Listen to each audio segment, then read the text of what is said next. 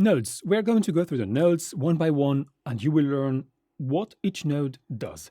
When you come to the color workspace, you find that there's already something here for you. This node has been created. This is not your footage. This is not your source file, because you can just delete it if you want, right? But we're not going to do that. I'm going to bring it back. How did I do that? I'll show you. You can come here to color, nodes, and add serial node. Yeah, but what is a serial node? A serial node is just like a node, a general node, a not so particular one, an ordinary node. It's a step. Like, it does nothing special other than being a node. Okay, so this is the ordinary one. The non-ordinary ones are parallel, layer, outside, and splitter. Okay, 4. Now we're going to go through all of these one by one. What is an outside? Outside, it gives you already a hint. It does something outside. Outside of what? It's outside of the selection in the prior node. Let me show you. If we come here and we select, for example, so if you're somewhere here and then you come to the power window, which is basically a mask, and you click on the circle, you have this circle here. This is your selection. Okay, I have selected this area. If I come to color nodes and add outside node, I get exactly the opposite of the area I have selected. All right, so, and this link is dynamic, because if I come here and move it around, it moves here as well. If I make it a bit bigger and select the upper part, then the rest is selected here. Yeah, and this is what an outside node does. It helps a lot when it comes to, we're using now just a sphere, just a circle for selection, but it helps a lot when it comes to isolating areas and working on the first one first, and then working on the rest differently, so that we don't impact them. This is one way of doing it. This is your outside node. Let me reset all grade, and let's now move to another node. Which one shall we pick this time? It is going to be... But then you think, wait, hold on a moment. How do you know which one to pick? And why do you feel the need to go to color nodes and select another one? Why not work just with these ones? Just with serial nodes, the normal and ordinary ones. I'll show you why. Let me create a few ones. I'm just pressing Alt-S now. Alt-S, which is color, nodes, add serial node, Alt-S. Okay, I've created a few of them. Right, too many actually, but whatever. I'm going to work on 6 and on 1. Shall we do that? Good. Let me go to 6. I'm standing on 6, right? And I'm going to use a qualifier, which basically is a selector, color selector or hue selector. And I come to here and I select the blue, select the car. Okay, I have in step number 6, node number 6, selected the car. From time to time, I use the word step because it's plain English clearer for you if you're not used to the node network. But if you're used to software like Nuke or Houdini, the nodes make perfect sense. If not, then this is just a step. Okay, good. Now, in number 6, we have selected the blue.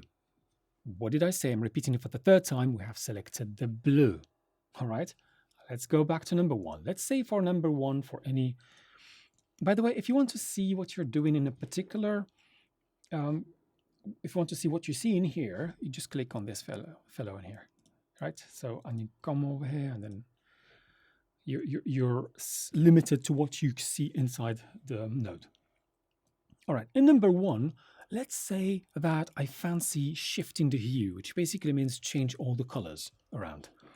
Hue, I'm going to shift it. Let's say I'm going to change the car from from blue to green. Okay, here we go. Now, by doing this, I have shifted the colors for the whole footage. Normally you do it for selection, but I'm just, for illustration purposes, I'm showing you what is wrong with always using serial nodes. You can't always use serial nodes. There's a point where they break, and this is an example where they break. Let me move this. Okay, this is exaggerated green. This is olive green. Nice. All right. Let me reset it actually, because I wanted to do something here. I want to deset. I'm back to 6. I'm back to node 6. And because this car is selected, let me desaturate it. Okay. And then I go out. Okay. So what happened? It was blue. It's now desaturated. Right? Let me go back to number 1 and I do that trick of hue shift. Changing it to green. Changing actually everything, like shifting all colors. Fancy, different color. Okay. Let me just check here. Let me create another serial node. So what happened to our car? Here, we shifted the color. We changed it from blue to green.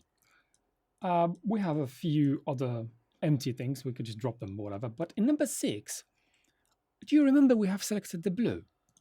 Let's check what we've got in here. But we wanted to desaturate it. It was meant to be desaturated to 0. And saturation is 0, which basically means there shouldn't be any color. It should be desaturated. It's black. But the final result is green. What happened is, by following the sequence, actually number 2 takes from 1, 3 takes from 2, 4 takes from 3, 5 takes from 4, 6 takes from 5. And 6 basically is taken from the past. 6 is looking for blue in a picture where there's no blue, there's green. So you cannot use serial nodes when you want to target some areas that you have changed or could have changed or may have messed up in earlier work. This is why you need different types of nodes. Let me just reset all of this and show you how we can desaturate the car without impacting and we desaturate the car and keep the rest of the colors, hue shifted, whatever stuff. Okay, so number 1, we're going to, shall we use the layer? Layer. The difference between layer and parallel is layer, I'm going to show you, but just briefly here, layer overrides. It's just like Photoshop. The second layer overrides, whereas parallel, it mixes whatever it has. Let me show you with the layer bit first. Okay, layer meaning this is the latest layer. The first one is the lower, this is the upper, okay? So the latest is the one that overrides. Let me come here and say that I am going to, because now I'm not reading from number 1, I can do whatever I want in number 1. I can shift the hue, make the car look, well, let me just reset this, yeah. Make the car look purple, whatever, yeah. But when it comes to here, I can see that I'm just looking at my source footage because this is what I'm reading from. I am reading from the source footage. That's the beauty of using parallel node, layer node. They read from earlier step. They don't care about what you're doing at that step in here. So I'm going to desaturate the car. Desaturate. Or you know what? Let me desaturate the rest for fun for now. Okay, because we've given the example of the car, let's stick to the car and then later on we can desaturate the rest. I'm going to select now the blue because now the blue is there. And shall we desaturate it? 0. This is what happens then. While the car is clearly purple here, you can see that at the end here, it keeps the desaturation because this layer overrides. And I have only worked on the blue. The others are the same as in this hue shift node, right? Good. Okay, so this is about the layer. You're going to do something and that will override what happens on this one, right? Good. It reads from the source. It does not read from this. That's the advantage actually the main advantage is that you read from the source. Or in case you already are a few steps away, you read from the earlier node. That's the parallel. Sorry, this is the layer mixer. This is the layer mixer. Layer overrides. Parallel mixes. I know it's a bit confusing, but it's nice actually that they have removed. It used to be called layer mixer, but it's not. It's not a mixer. It's an overrider. Parallel is a mixer. Would have been nice actually to call it mixer node, something like that. But it's parallel. That's the bit. It comes from the fact that we also, let's do it again. Same story again, but now it doesn't override. It just mixes them. It's a mathematical operation, just mix both. If I use, let's say, I'm going to select the car, the blue, and also in this one, I'm going to select the car, right? So in both of them, the car is selected. In the first one, I'm going to shift the hue to green. And in this one, I'm going to shift the hue to purple. Or sorry, yeah, that's purplish, reddish, whatever. Yeah. And if I remove this, you're going to end up with a different color. This is, I don't know what kind of color this is, like olive green, dark grayish stuff thingy, whatever that is, brownish. It's not green. It's not purple reddish. It is something else. So, but it is reading from the source. That's the beauty. It's reading from the source and it mixes. So in a nutshell, in one sentence, what's the difference between parallel and layer? Layer reads from the source and overrides. Parallel reads from the source and mixes. Simple. Okay? Okay, let's move to the next one. They are really handy tools and quite simple actually, although they are sometimes called not so intuitively. Okay, the last one we have covered outside. We've covered parallel node.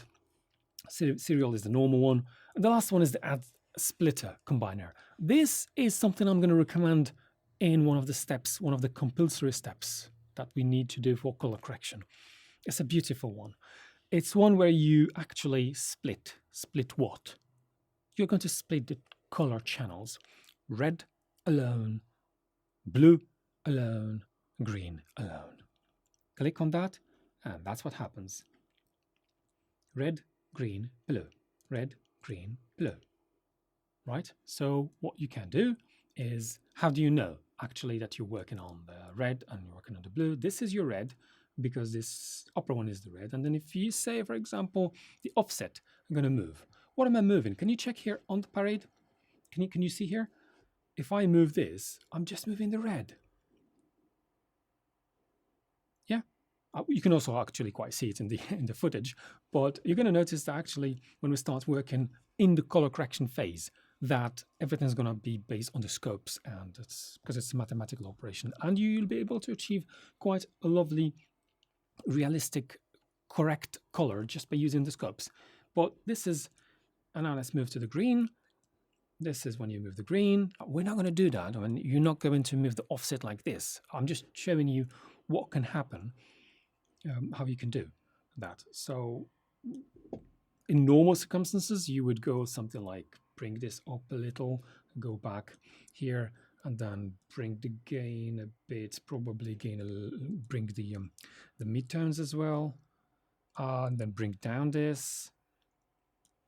And then because you've messed up with the blue, you're going to come over here, the blue, and then bring this one up again and then down. And then the red is completely messed up. So we're going to go up here and bring the highlights to where they belong and make sure that the blacks are black. And then a little bit of gamma. And guess what? The color looks proper correct. I didn't even care. I didn't even look. When I was doing this, I didn't care about the footage. And I'll show you that actually, I may have already said it before, but I want to repeat it if I've said it before. you are able to do color correction. I'm not saying color grading with the creative stuff, right? I'm saying color correction. You are able to do it mathematically, meaning without looking at the footage. And I will actually demonstrate that. Okay, so not now, but in the next steps, I can even show you that you're able to work with the scopes. Color correction, not color grading with the creative stuff like boosting some colors and creating some different contrasts and stuff. The creative part, you need to look at your footage.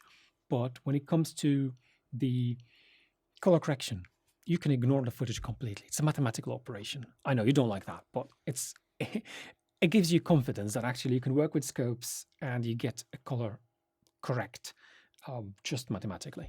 Cool. All right. So this is about the splitter. Wonderful tool, fantastic one, powerful one. You can work on separate channels separately. Now you may be thinking, well, hold on a moment. I have the channels here. I'm talking now about the ability to work directly in scopes and see what you're doing, right? So this is about the nodes.